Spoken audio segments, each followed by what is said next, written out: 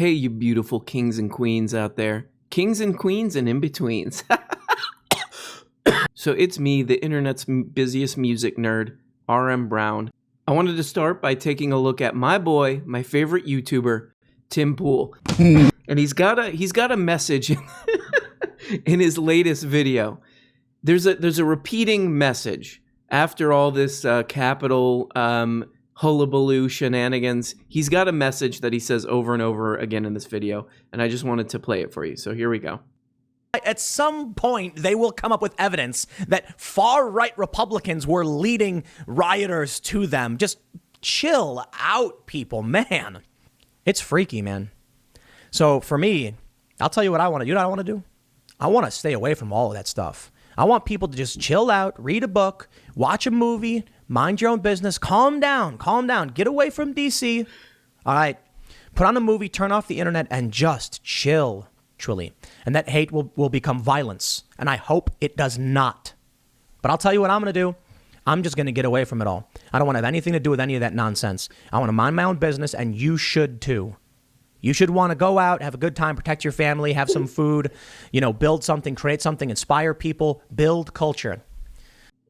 So this is just a couple months ago. Biden wins, they'll take over all our cultural institutions, they'll put psychotic and insane definitions in our dictionary, and they will take over, and regular Americans will say, please, for the love of God, just leave me alone. And they never will. They'll never stop coming. They will take your job away. They will come for your parents. You will do something wrong, they'll fire your mom. They'll come to your house with fireworks and guns, and Americans will still just say, please, just leave me alone. What's everybody so worked up about? Why can't we just calm down, eat some food, play Sega CD, and relax? People are acting like this is such a big deal. What? I don't get it. This is from July 6th. Here we go. Last night, Joe Biden tweeted out that when he does beat Donald Trump, we won't just rebuild this nation, we will transform it. Aside from the presumptive, we will beat Donald Trump, it's hard to know what he's Didn't age well, but that's okay. Actually talking about. What does it mean to transform this country? Okay, again, remember, we all got to calm down, okay? Desecrated and damaged beyond repair. That's transformation I don't want. They're banning movies, they're banning books, they're banning art. These are transformations I don't want. I want more civil rights.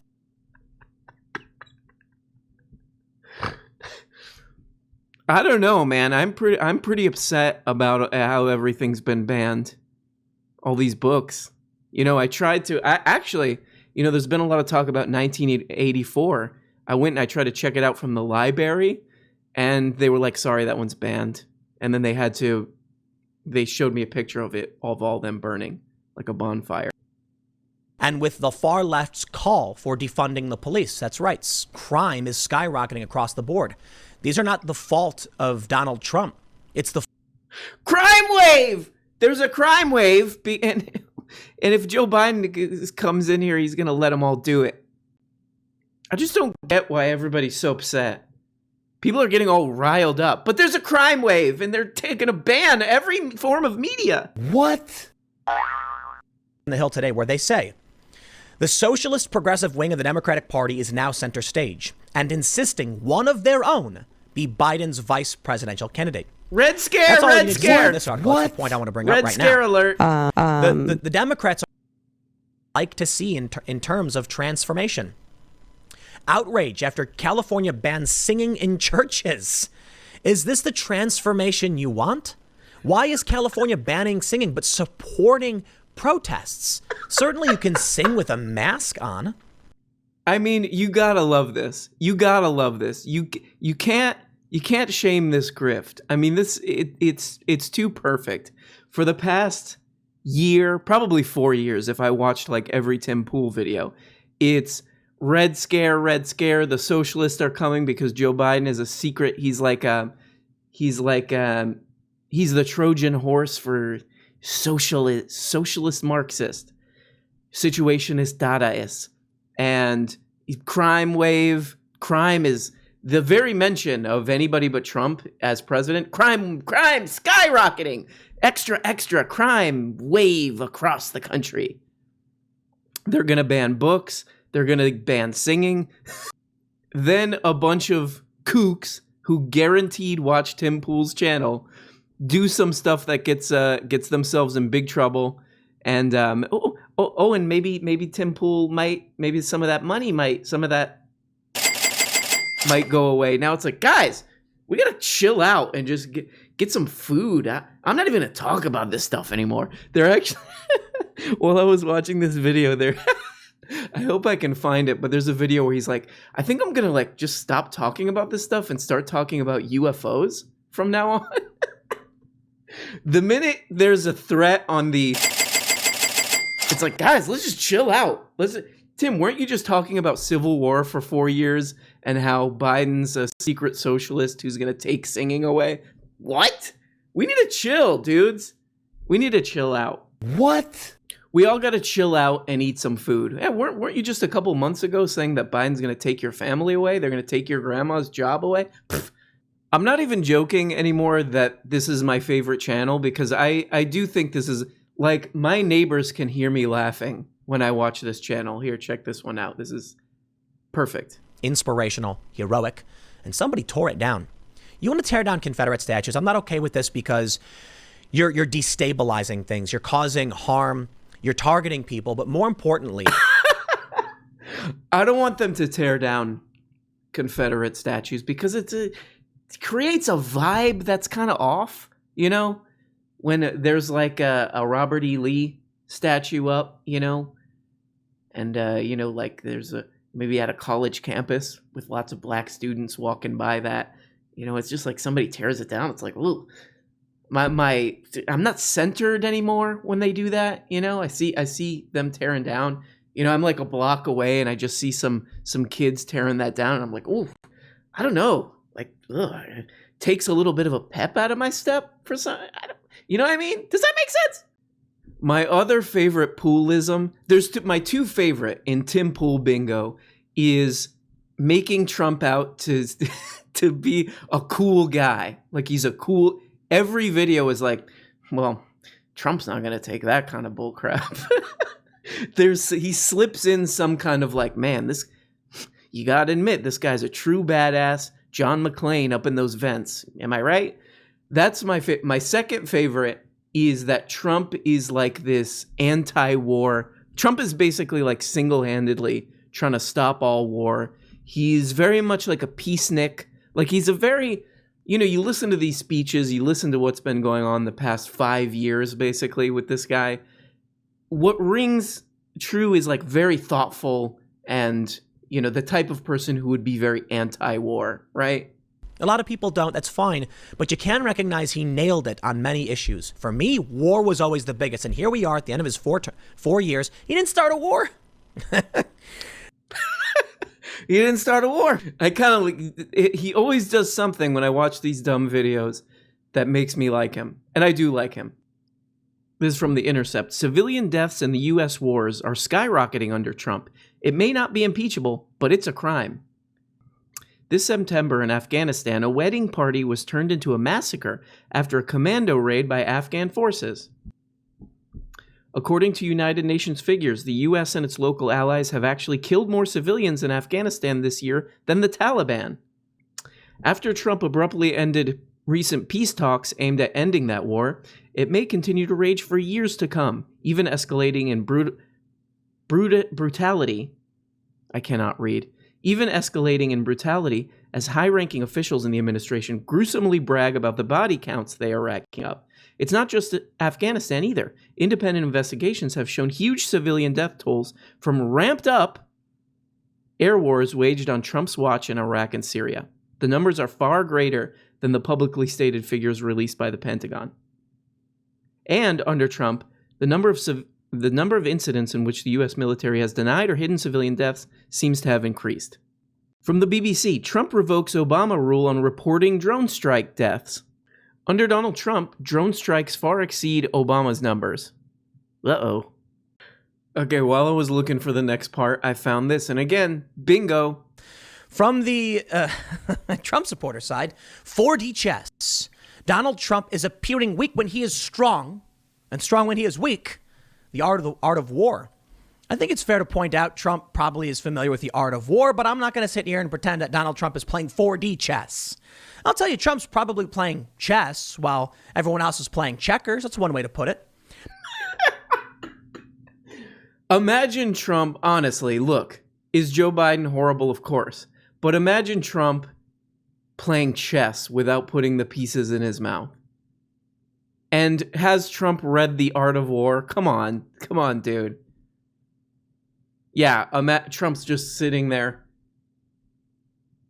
with a Barnes & Noble's edition of he's got a bunch of Post-its in there. He's like, this is a good section that my boy son wrote here. I mean, come on, dude.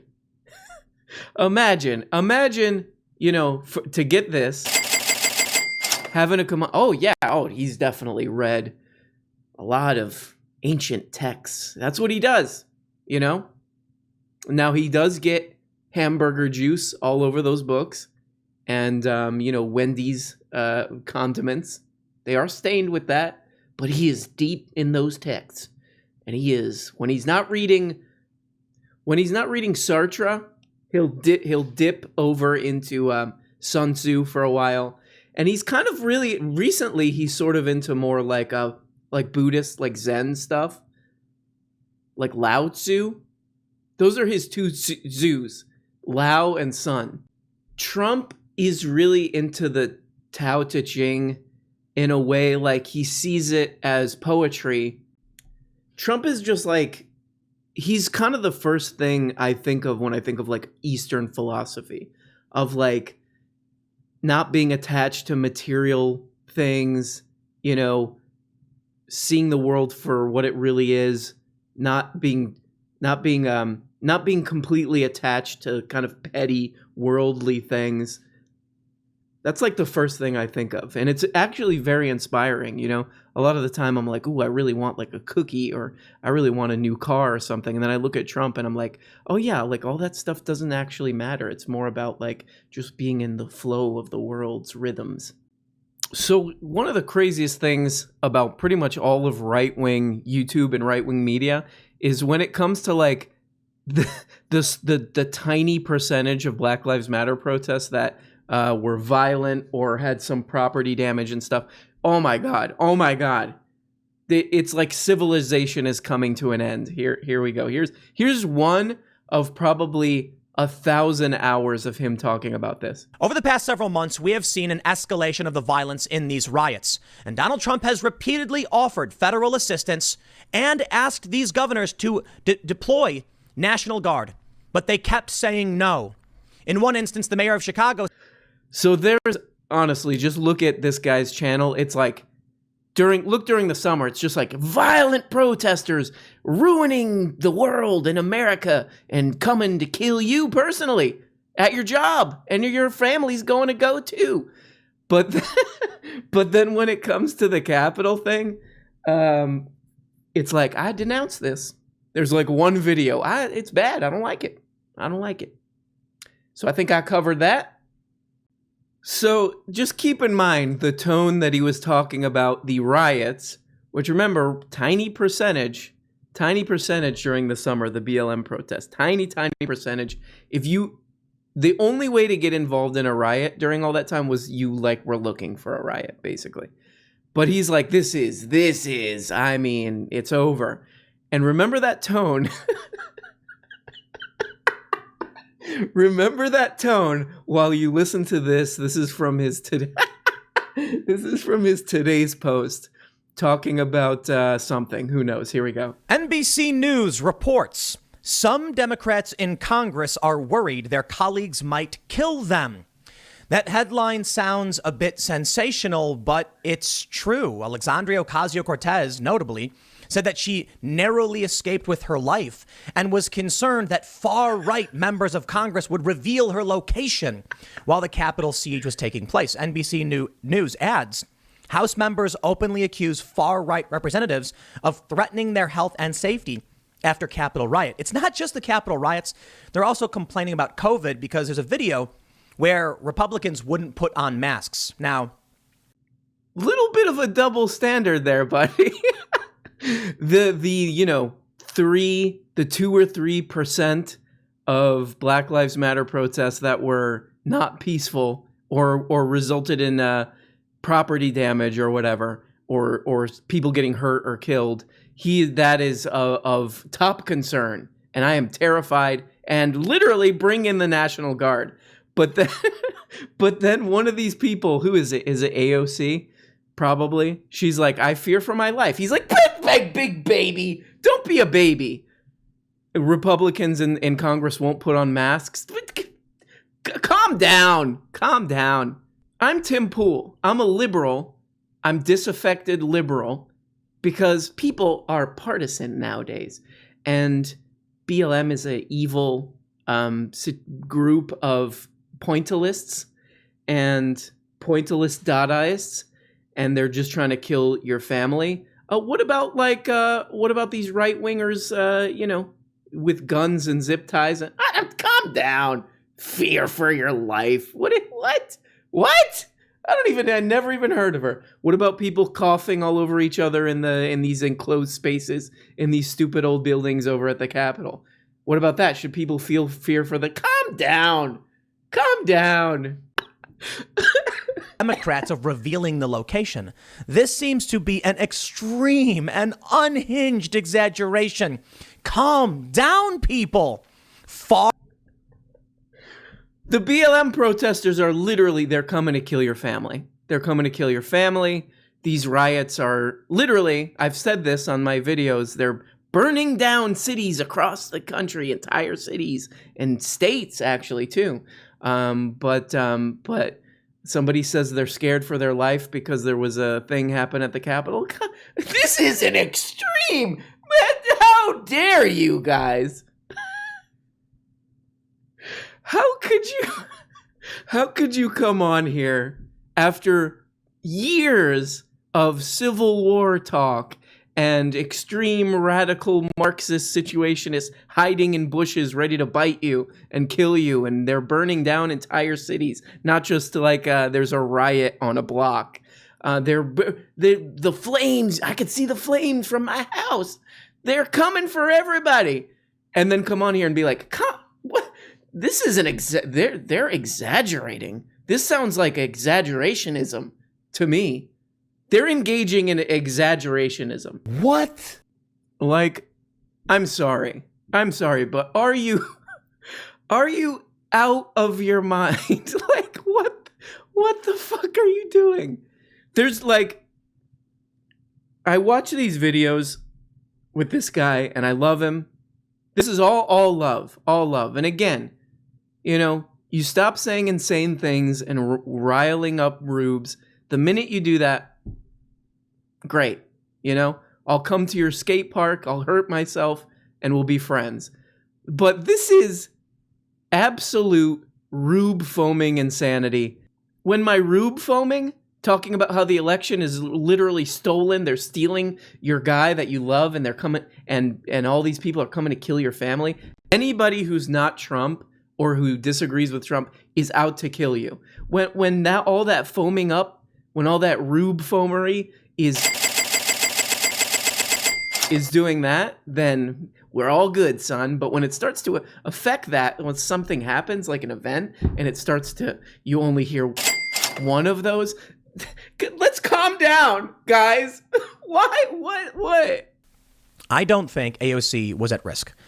Well, I'll put maybe a little bit. But imagine coming on your channel for this amount of time, talking to people who are probably 80% of them are living in some small town, nowhere near. They wouldn't even see like half of a broken window from a BLM protest or riot. The only riot that they had any awareness of during the summer would be something that they saw on Fox News or covered on Tim Pool's channel. And he's just firing up. Oh, they're destroying everything. And then I comes on here. I don't think she was in any actual danger.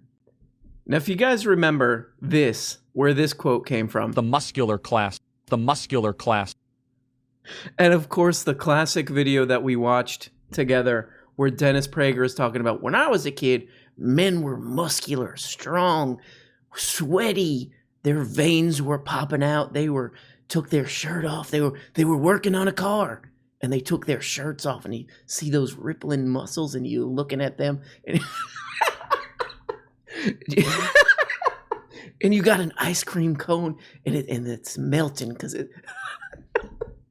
it's so hot out, and you're just watching that sweaty man, and he's got a sailor suit on.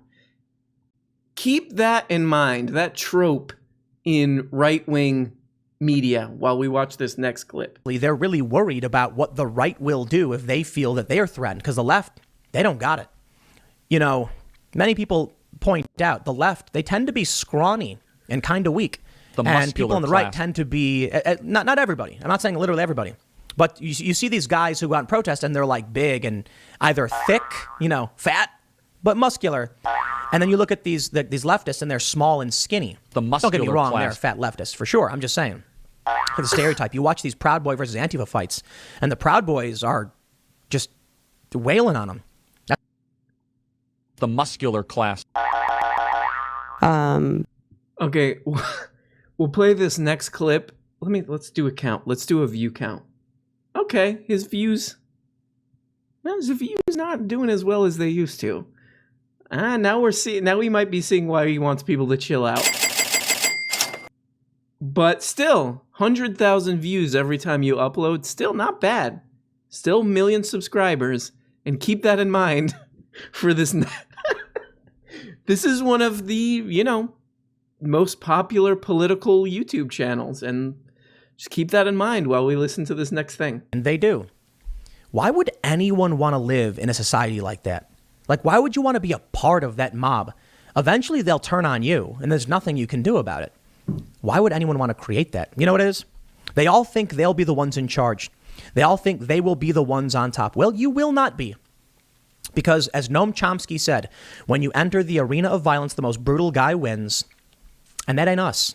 Referring to the left, by the way. And he's right. There's now one dude who got arrested bragging, in one day the right took the effing Capitol, don't poke us. That's kind of crazy. But he's got a point. What was the left able to do? Destroy everything? Low grade, lots of destruction. The right, when they got serious, they took the Capitol building. That's crazy, dude. Why not edit your video? Like, dude, you can hire an editor. You could edit out that second, but you could redo that second part. I've said things even on this dumb channel where I'm like, no, that didn't make any sense. I got to redo that. I got to put in the effort to redo that. So he says, look, the right, they're way more tough guys. They are. The muscular class. The muscular class. They're the muscular class. These guys are such badasses that they took the Capitol. They're badasses. And what did the left do? Oh yeah, I said they've been destroying everything. What did the left do? All they did is destroy everything. And then he goes, low grade, destroy, low key. They just low key destroyed everything, but in a low key, scrawny way that's not muscular and glistening with sweat while they run around doing doo-doo on the Capitol floor. I saw one guy, he had his shirt off and he had the shirt tied around his head and it was sweat reflected off of that. Check the attitude on this. He's going to throw a little bit of attitude, so I want to warn you. Trigger warning, so here we go. One of its lowest positions yet. But would you be surprised if I told you Donald Trump's approval rating is not at an all-time low? His disapproval, not at an all-time high. In fact, Donald Trump's approval rating right now is 39.7% in the aggregate, floating around 40%. Donald Trump's presidential average is around 43%. He's down a little bit. That's it. Take a look at. Whoa, okay. Dude, okay. I thought we were going to calm down and chill and eat some food. Whoa, take it easy, but just for fun, just so you can tell this to your friends at your next outdoor COVID party where you guys will all sit, 8 feet apart or whatever it is you people who have actual lives do. This is from Pew. Biden begins presidency with positive ratings. Why? Trump departs with lowest ever job mark. The only really rational view on this, and we'll get into Ariel Pink in a second here, but because he seems to be on this too, but who knows with Ariel. There seems to be this thing of like, look, you're either a Biden person or a Trump person. How about neither? How about no thank you? You know what I mean? How about they're both kind of okay, anyway. Biden begins presidency with positive ratings. Trump departs with lowest ever job mark.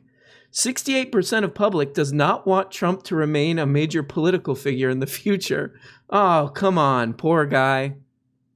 Come on, give him a break. Give him a break. He's so sad. And if you look at this, okay, here we go. 64% of voters express a positive opinion of Biden. Donald Trump is leaving the White House with the lowest job approval of his presidency, 29%, and an increasingly negative rating for his post-election conduct. This is probably my favorite thing about his channel, is that he'll talk about something and then he'll kind of catch, like the light bulb will go on and he'll be like, oh, actually, that does kind of make sense.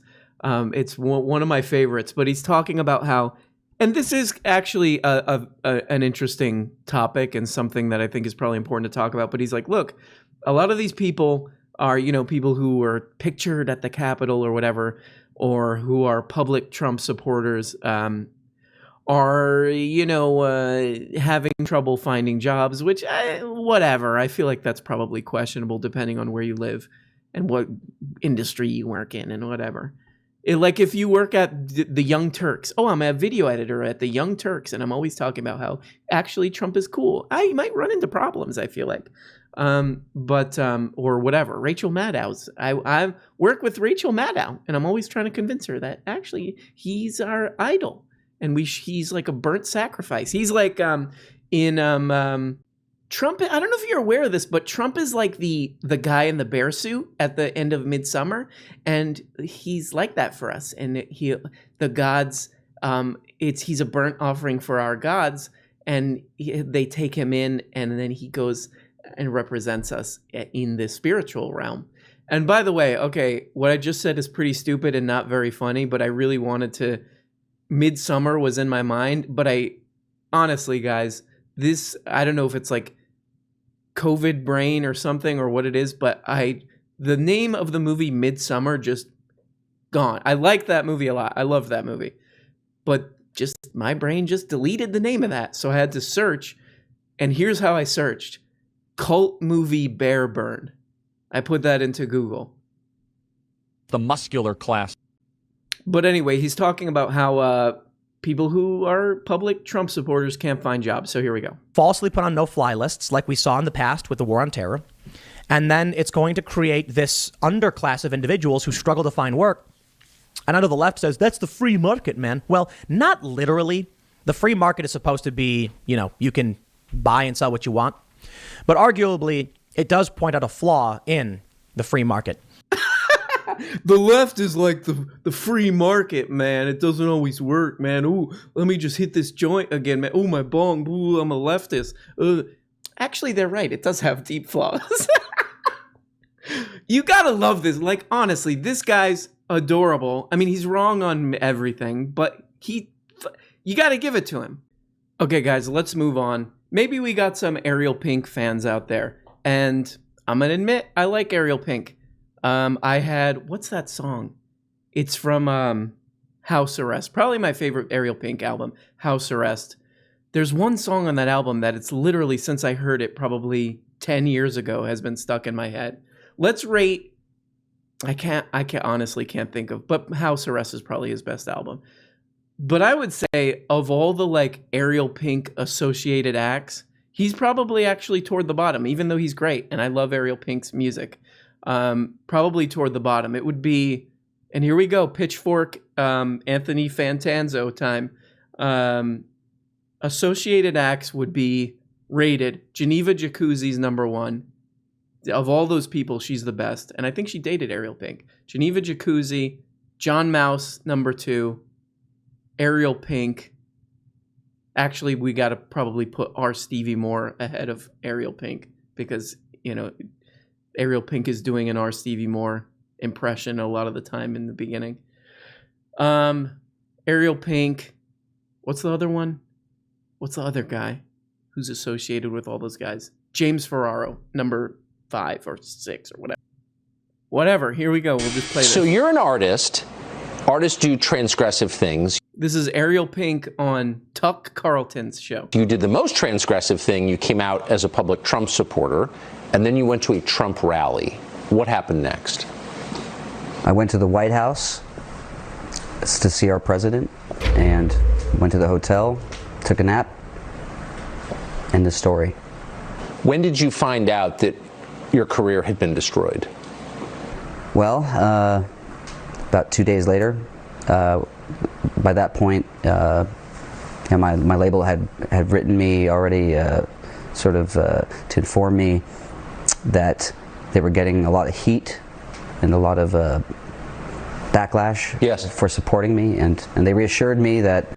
I mean, I don't know. I'm pretty anti-canceling. Maybe I'm just maybe I'm privileged enough to have this feeling, but I'm sort of like,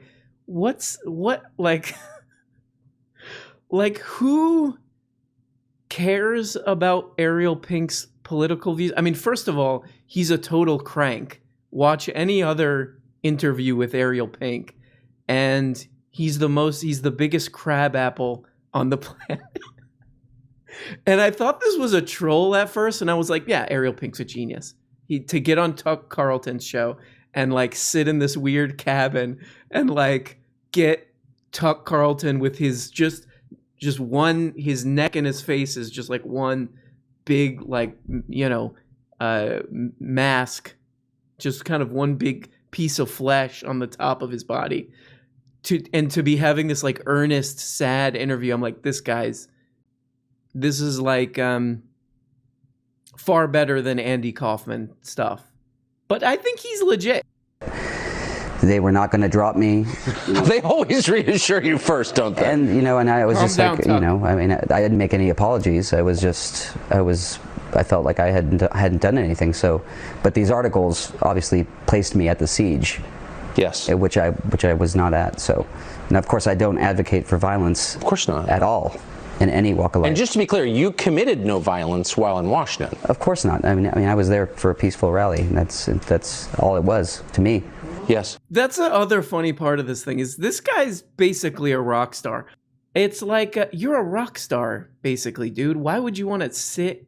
Of all the things you could do, there's so many like garage bands out there. Like, oh, we got a dream of being somebody writing us up in Pitchfork, and this guy like has been a famous rock star for a decade, and he wants to stand outside listening to some melting old wax figure talk about how, Elliot Page was very unfair to him or something. But if he is trolling, he's an excellent actor. And but there was no fact checking or anything like that. These 130 articles went out in the course of 24 hours, and just the backlash was just so they succumbed to cancel culture. So basically, that's. So what did your label say after reassuring you they weren't going to drop you? What happened then? Well, then 24 hours later, they wrote back saying that they texted me, telling me that they were going to go public and drop me at that point. So if you're a recording artist, which you are, and you can't record, what does that mean? Well, and I can't tour either at this point, so it pretty much leaves me destitute and on the street. So, yeah, I don't know. I'm sort of overwhelmed right now, and I don't know exactly what to do. But so, for going to a political rally, not participating in violence, not seeing any violence, not even being aware there was violence when you went to bed in your hotel, for that, your career disappeared in one day. Yeah, that's your livelihood gone. Yeah, that's and no apologies, no support. My family's been getting death threats.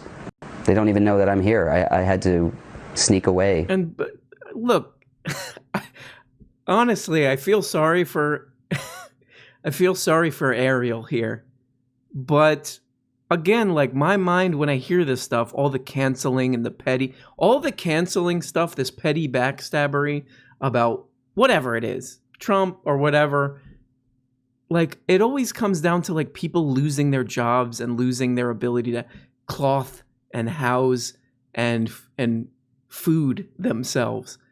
And look, a lot of these people are like right-wingers who are like, this cancel culture, and now I'm homeless because of cancel culture.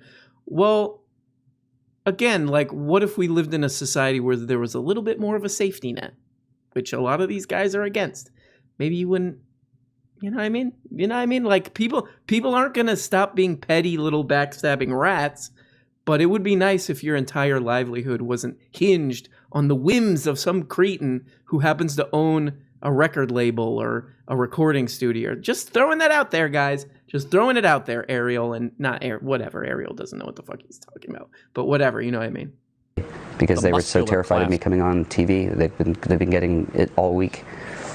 Me too. I mean, the hate is just overwhelming, and there's new articles being written. Just people are so mean. I feel like maybe I died at some point. You ever feel that feeling where you're like, something happens, like you jump over some hole or something, and you're like, you know what, maybe I didn't make that jump. Or you almost get in a car accident, and you're like, I might have not survived that. I might be in the afterlife right now. Because that was too close. I feel like watching Tuck Carlton earnestly interview with his inquisitive, what would you call this? Like a confused, inquisitive face?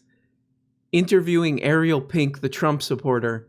I don't think I'm alive right now, to be honest. About this. Amen. So you know how unreasonable and scary and punitive a moment this is.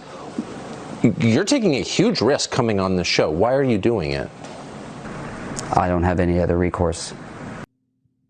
They think that I'm a troll, and they think that I don't. Why? Maybe that's the only way that they can see me and still give me a pass or something like that. I also think that I got the Trump treatment before Trump did, but nobody's asked me Trump? about my politics. Nobody's ever. They've asked me the same exact questions, which is, how did the Animal Collective discover you? The only fraud, in my opinion, that happened, the only one, but really just the mail-in ballot. They're so dumb. And weak. They're dumb. Yeah. They're dumb. They are Democratic dumb. Rwanda is one of the top 3 cleanest, safest countries in the world right now. Anybody that can basically be an American but still be a Democrat at this point, they're not paying attention. To me, it's like all of a sudden all their intelligence just got shown to be a complete farce. Science. I like that Ariel is kind of like a Tim Pool. He's like, look, we have 2 choices politically, either Democrats or Trump. There's nothing else. There's nothing else. What else is there? Oh, well, there's like a whole nother group of people who have existed for basically as long as politics has existed. What? Why am I involved in this again? Why are people listening to me about politics? Science has flown the coop, okay? Science has aligned itself with a political ideology, and it's no coincidence to me that like nothing makes sense anymore. He does have grandma vibes, which I've always liked about him. Nothing makes sense anymore because it's a political fucking thing, dude. I never rallied against climate change or like climate science, but you really do have to wonder now if all of that stuff was bullshit. And in my opinion, it probably is. Everything that the Democrats stand for, every single platform, is bullshit. Trump for me is like an indictment on anything bullshit. That's my condition. My condition is like I'm one of these guys that like I'm so gay for Trump. I would let him. I turned him gay. I'll let him fuck me in the butt. Check out, what is it? Patreon.com/wrong opinion. Wrong op. But it's also like, this is what politics is in our country mostly, is sort of like, who has the aesthetic, who has the media presence that you prefer. Like that's probably why somebody like Ariel Pink likes Trunk. Because he's just like, he's part of you guys know where this is going? The muscular class. He's part of the muscular class. He's just like, he just tells people to shut up. And that's like politics in the United States. Like, that's how stupid we are. You know, it's not like, oh, Trump got everybody health care. Then it would be like, you know, but it's not. It's just like, oh, who has the vibe that you like? And the other thing is like, you know, the kind of edgelordy stuff I like, and it's fun when people are kind of like transgressive and all that stuff is fine. It's funny a lot of the time. It's like, it's Eric Andre, basically. But when it comes to like, oh, I support a guy who has like an actual I don't like brown people. I mean, white supremacist is probably putting it lightly, as a foreign policy advisor. Or what was Stephen Miller's actual title? Yeah, senior advisor for policy. Look into that. I would tell Ariel Pink to look into Stephen Miller a little bit. And that's, you know, I don't know. It's a good instinct for people to like look at that kind of stuff and be like, no, thank you. That's not even funny anymore. That's kind of where comedy starts to be more creepy. And yeah, people being repulsed and disgusted by that kind of stuff is a totally good impulse. But then it's like, you cancel these people and then like they just become even more crazy. So it's just like, okay, the last thing I want to say, this is music related and this is pretty relevant to what I'm talking about here. This is you can draw a direct line. I went to a corner store today to pick up a cucumber lime Gatorade.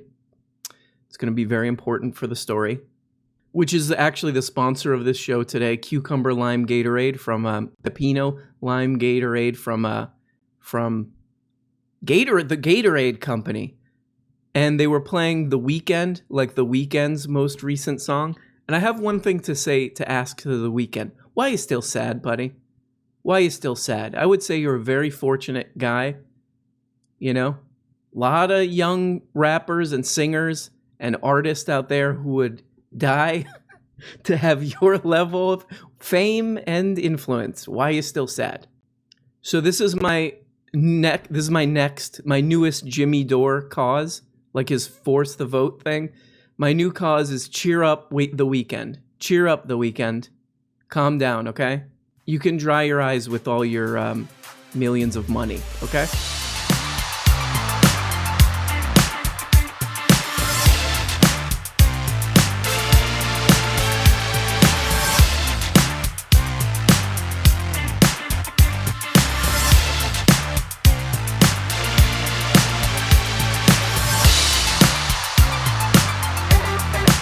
What is passive income? Damn passive you to income hell. Is when you don't have to spend your Shut time up, in order dude. to make money, and you don't have to be in a specific location. Please kill That's yourself. not Civil War territory.